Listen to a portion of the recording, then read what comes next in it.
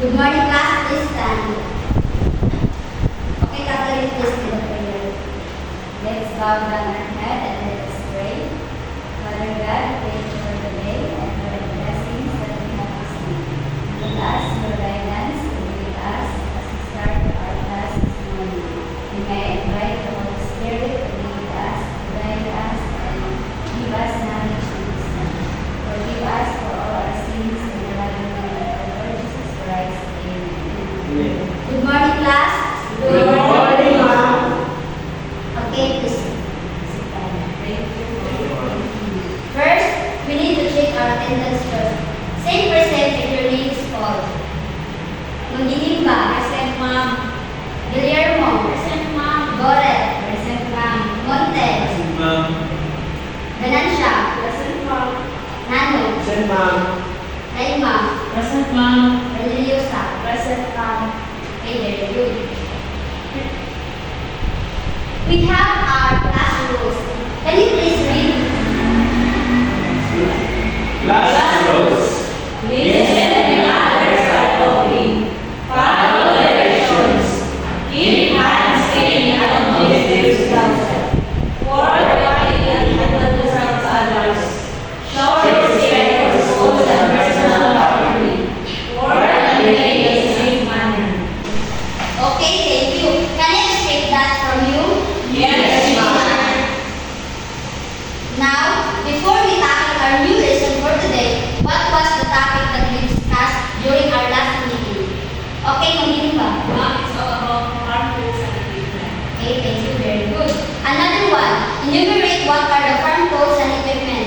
Ma'am, Kaya. crowbar, rake, trowel, shovel, and spinning fork. Very good. I'm so glad, class, that you still remember our last topic. Today, we have a new topic and it's all about personal protective equipment in farming. Do you have any idea for our new topic, class? Okay, Miss Ayaza. Personal protective equipment, or PPE, is equipment used to prevent or minimize exposure to hazards, such as biological hazards and chemical hazards. Very good. Thank you. Who can give an example of personal protective equipment in farming? Okay, Monte. Christmas and gloves, ma'am. Thank you. Very good. So, our topic is all about personal protective equipment in farming. First, we have to know the hazards in farming. Farm workers are exposed to numerous safety, health, environmental, biological, and respiratory hazards. These include vehicles, rollovers, heat exposure, falls, musculoskeletal injuries, hazardous equipment, green bins, and sanitary conditions, pesticides, and many others. So, heat. Workers exposed to hot and humid conditions are at a high risk of heat illness, especially if they are doing heavy work tasks or using protected clothing and equipment. New workers may also be at greater risk than others if they have not built up a tolerance to hot conditions. Employers must take steps to help workers become acclimated. Next is hazardous equipment and machinery. Can you please read Ms. Mugilimba?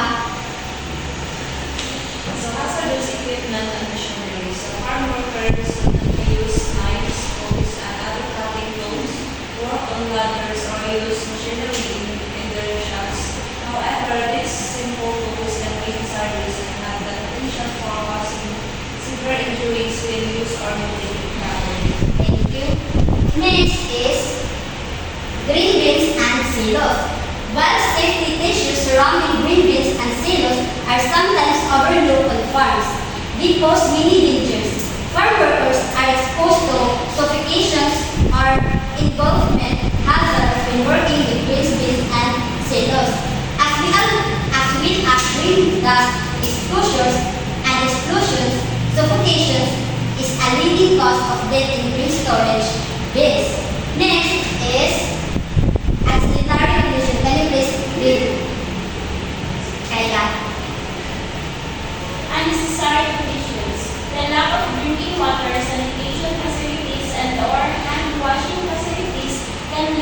daily health effect.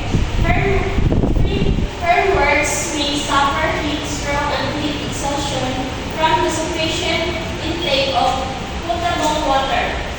Urinary tract infection due to urine retention from unique availability of toilets. Okay, thank you. And next one is pesticides and other chemicals. Can you please read, Ayasa? Pesticides and other chemicals. Pesticide exposure. Pesticides pose risk and short and long-term illness to farm workers and their families. Workers who mix, load, or apply pesticides, known as pesticide handlers, can be exposed to toxic pesticides due to spills and splashes, defective mixing, or inadequate protective equipment, direct spray, or drip. Workers who perform hand labor tasks in areas that have been treated with pesticides face exposure from direct spray. Drip or contact with pesticide reduce on the ground or soil. Thank you. Next is farm safety handling agrochemicals. There are many chemicals in the farm and some of them can be dangerous. Common agricultural chemicals include fuels, pesticides, herbicides, fungicides, and veterinary chemicals. Exposure to chemicals can lead to health effects, including headache, poisoning, respiratory illness, burns, cancers, and birth defects. Always follow the manufacturer's instructions for storage, transport, use, and disposal of chemicals.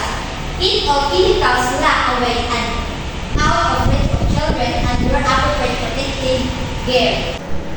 So, class, since we are done to discuss hazards in farming, now we have an activity. Get one more sheet of paper and answer the following question. Choose the letter of the correct answer on your answer sheet. I will give you 5 minutes to finish the task.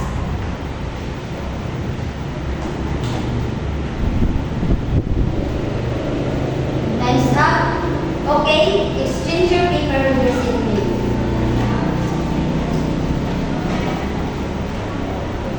Okay, let's check your output.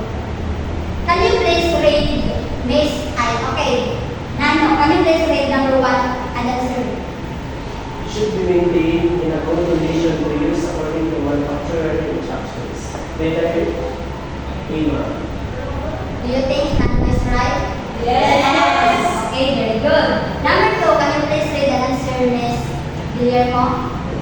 It must be properly grounded and all guard or shield must be in place. Lima. Very good. Number 3, makinig ba? To avoid heat stroke, we must drink water every minute and without risk. Lima. Okay, very good. Number 4. Can you please read? Naima. It refers to an individual who mix, load, and apply agricultural pesticides. Lima. Very good. Number 5, content. An individual who perform tasks related to the cultivation and harvesting of plant of farms, nurseries, and orchards of forests. Very good. So, pass your paper forward.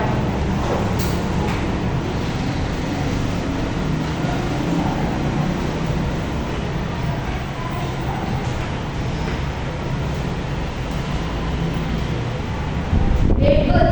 Some of you got the correct answer. Okay, class. Since we're done for our first topic, I think you need to energize yourself. So let's have an energizer. Please stand and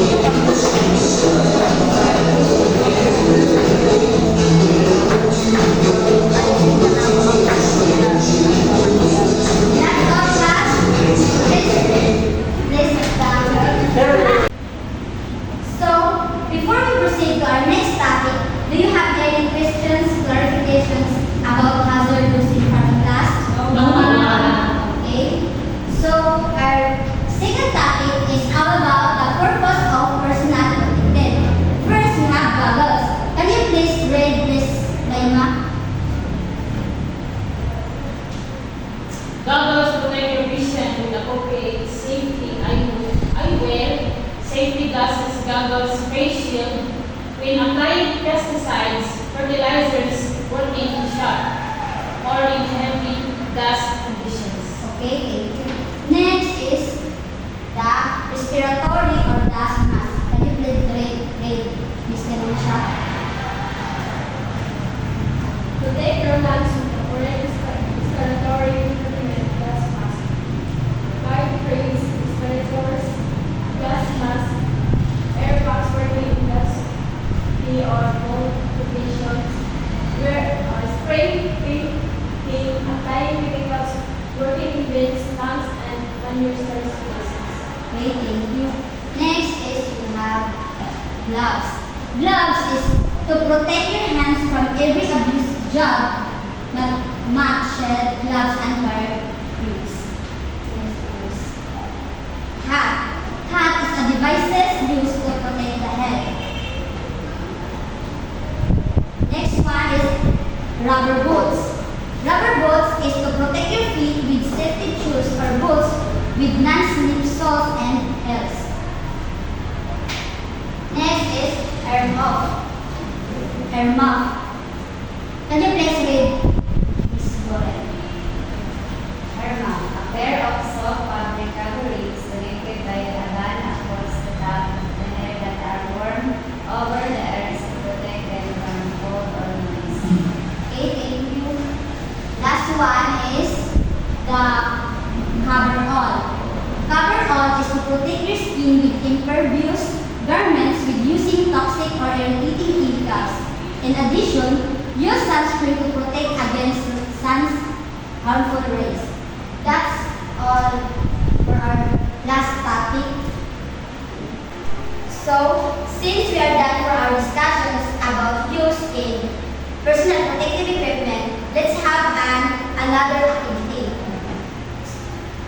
So, select your answer from the words written inside the box. The choosing answer in your answer sheet. I will give you 5 minutes to finish.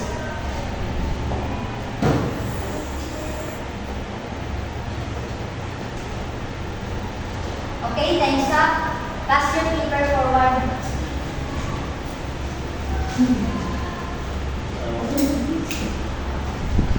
Okay, class, that's all for today. Goodbye, class. Bye.